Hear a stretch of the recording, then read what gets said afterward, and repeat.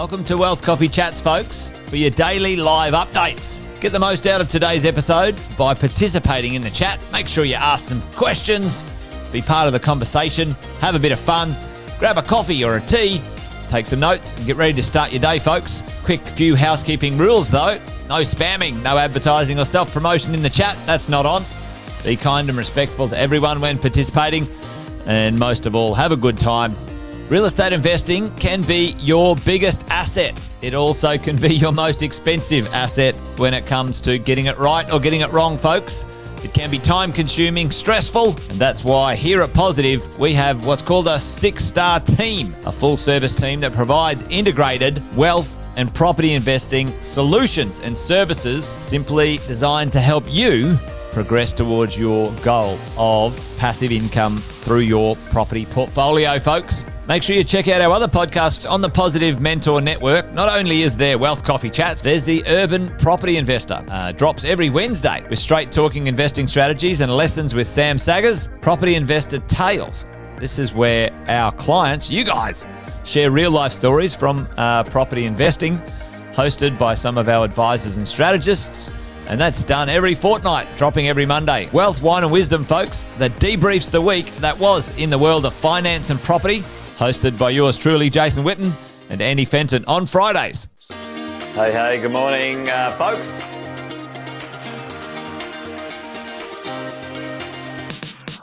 Good morning, everybody. Welcome to another Wealth Coffee Chat. Hope you're well, folks, wherever you are. There it is, team. Morning. Morning, wherever you're tuning in from today. Early bird gets the worm, they say. Here at Positive, we offer a 6-star team. It's a team that help you at every stage of your wealth creation journey.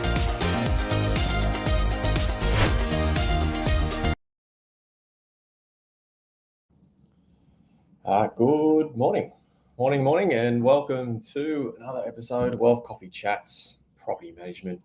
I'm not on a plane today, team, so I am here for Property Management Wednesdays.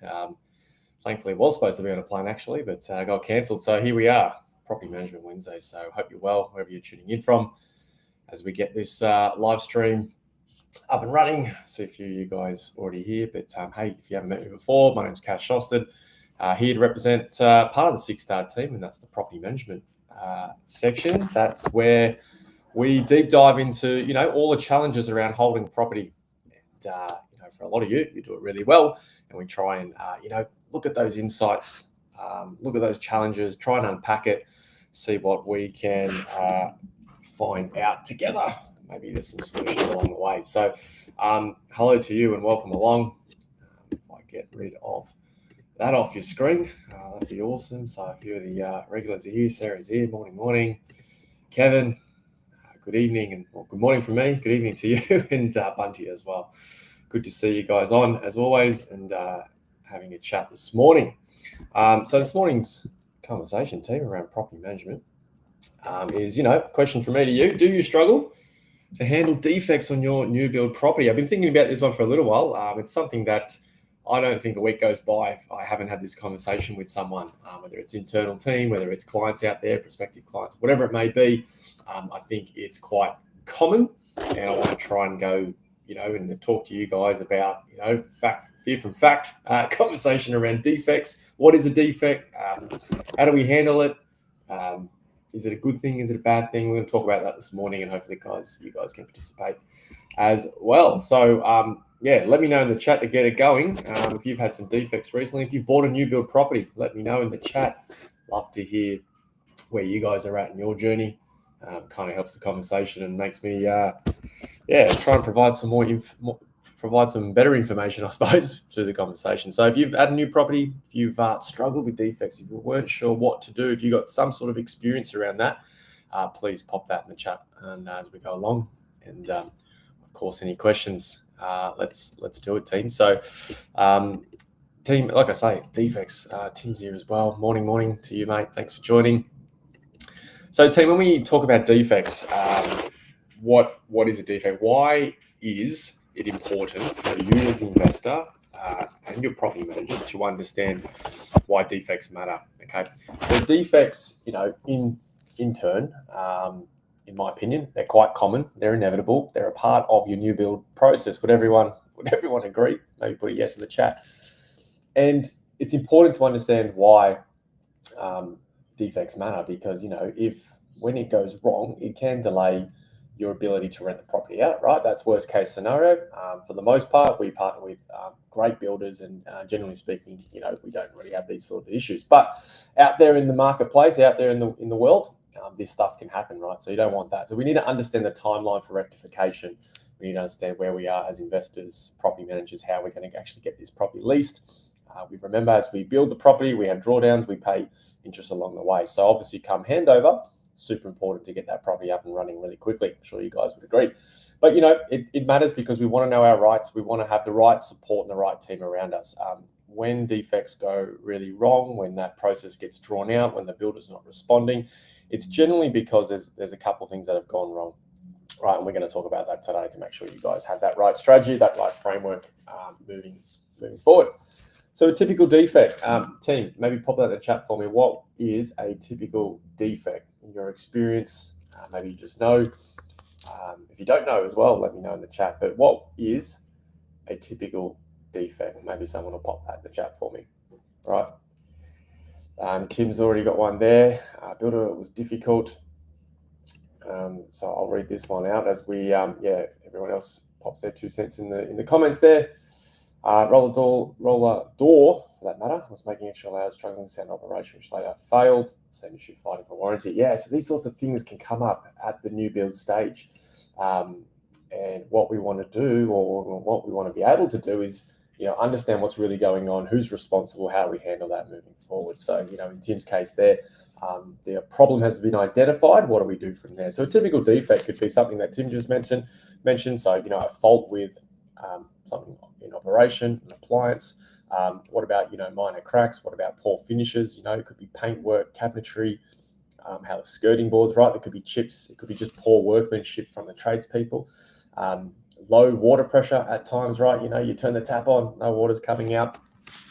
I've had once an oven not even working completely. Just wasn't connected really from the tradesperson, but these things happen, right? No one picked it up, and it caused a bit of a delay. So you've got to be aware that when you are building new property, these things are going to come up. In my opinion, it's inevitable, but the minor defects, the better. As part of the process. So the challenges for you guys, the investors, property managers, on the back end of when you are approaching handover, what could those challenges be? Right now, let me know in the chat if you've experienced this. But from time to time, builders may not respond, or they may be quite delayed in their response to the property manager or yourself in getting that done. You see, property managers have a sense of urgency because they want to get the property rented. The owner is generally backing up that feeling and that sentiment, because obviously, as I say, throughout the build, you've been paying the interest rates and you're just trying to get the property rented to create that cash flow. And sometimes between the owner, the property manager, and the builder, perhaps we're not all on the same stage when it comes to how we're feeling, how we're thinking, and what is actually urgent. Because like I say, in our mind, it's urgent. We want to get it fixed. We want to get it rented. We want to create that cash flow for our clients. But for the builder, they might have 15 other jobs they've got to get to, and in their mind, it's not deemed urgent at that stage. So just because builders delay responses, team, it doesn't mean they don't care. It doesn't mean it's not going to get done. We just need to be aware of everyone at different stages of what is urgent. So if there is a lack of urgency, what can we do? Right, we want to make sure we record everything. We want to make sure we submit everything through to the builder's portal. You definitely need to make sure your property manager has a process and an ability to generate really good property reports to make sure that these things are getting identified. If there are any disputes, and generally my experience doesn't get to this level if you handle it right, but this can cause a financial or have a financial impact if it goes wrong, as I say. But you've got to make sure that when this does get to a level where there isn't that urgency, nothing's getting done, nothing's moving, and you feel it is impacting your ability to rent the property out, okay, we need to identify who's responsible, right? Because the common question I get asked, well, who's responsible? Is it the property manager? Is it the owner? Is it the builder? Is it the developer? Is it the salesperson? Right? There's a few things we need to unpack there, which is can be really interesting and a different process for builder to builder. Morning, Trina. Thanks for tuning in. Awesome, team. So, like I say, I think bottom line is, team, this stuff is inevitable. We kind of understand what a typical defect might be. So what do we actually need to do when these defects come up? What do we need to be aware of, and what do we need to take action on as the investor and the property manager to make sure we get this structure right, this process right? Again, what we're trying to do here is just to minimize time on market, right? So what do we need to do? Number one, check your timeline, know your rights. Yeah. What is the defect liability period in your contract? Is it 3 months? Is it 6 months? Some builders do a 12-month check.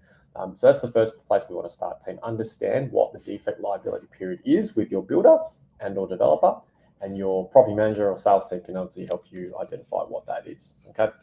We can check warranty periods. Generally that can be 6-12 months depending on the builder / developer, and you can apply that as well. So sometimes, like I say, just because someone's not responding to 1 or 2 phone calls or 1 or 2 emails doesn't mean it's over, team. We want to document everything, which is point number 2. Document everything, right?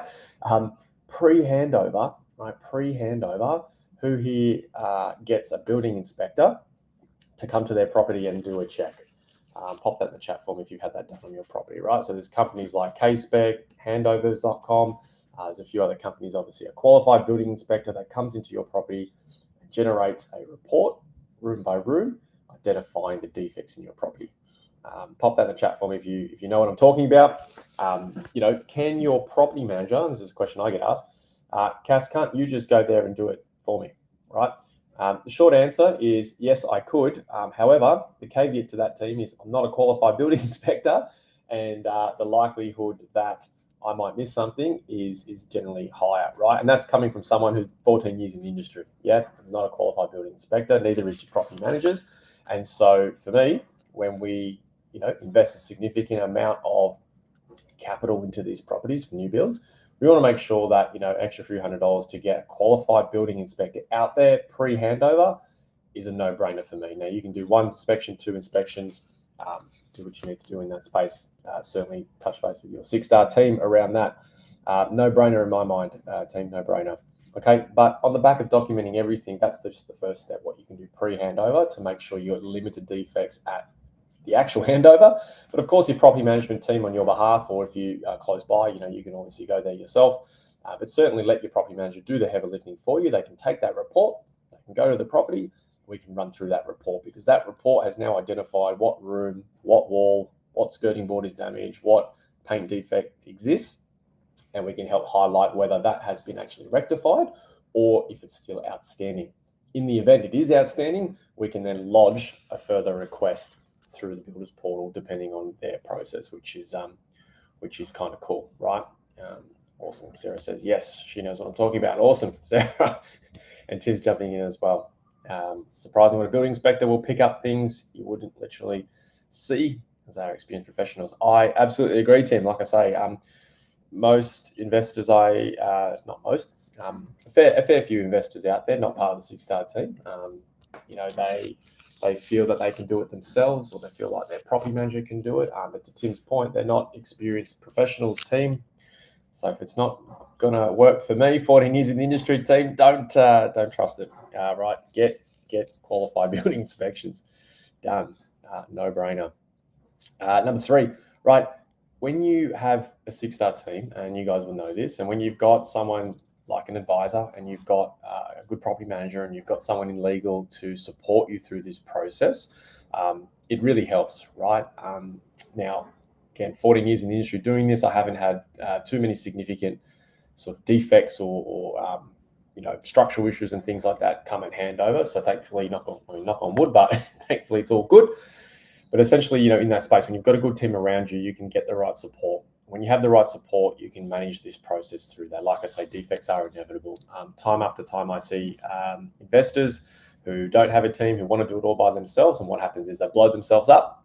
They get quite worked up with what's going on, and they don't know how to handle it. Nothing gets documented, no pre-inspections done, and they create the problem for themselves.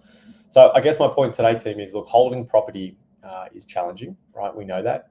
This is why a lot of investors don't go the distance, then they sell too soon. Part of my role is to help you guys go the distance with whatever you want to achieve, along with your 6-star team. And, like I say, these challenges are inevitable. So, defects a normal team is part of the process. What I would say to that is allow yourself to have some buffers. So work with your advisor on that. Ensure you've got strong leasing campaigns. Generally speaking, your leasing campaign should not be affected by minor defects. So don't feel that it can't be done. Don't let anyone tell you it can't be done. If they do, tell them to call me. We'll sort it out. We can get the property leased and we can manage that defect process through that liability period as per your contract. Okay, we want to have consistent communication and a system that looks after your tenant whilst this gets rectified, right? So if we can keep the tenant happy through this process, you're going to find you get this done in a quicker time frame. Access is granted, away you go. So, team, these things called defects do not have to be a nightmare. My message to you guys is to stay calm through the process. Talk to your team, whether it's the property managers as a start, and then you've got your advisors and legal team if required. But part of this team is being proactive, engaging that building inspector. And I wrote down as well, let your property manager do the heavy lifting. I'm sure they'll love me saying that, but that's what I want to strive to do for you guys.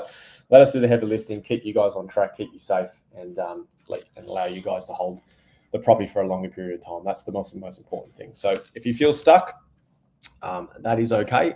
What you need to do is just pick up the phone, reach out. I've got my email address down below. This happens more often than you might think.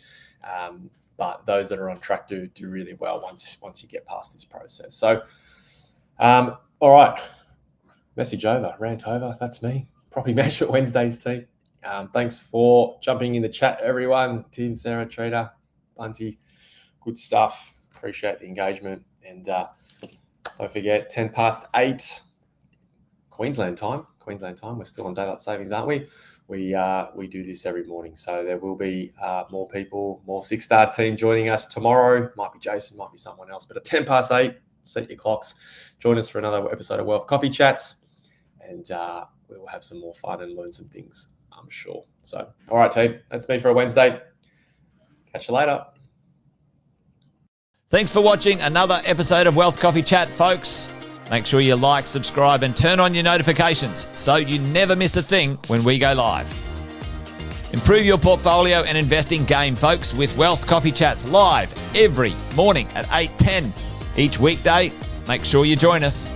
Previous episodes are also available wherever you get your podcasts, folks, as well as our other podcasts from the 6-star team here at positivementor.com.au.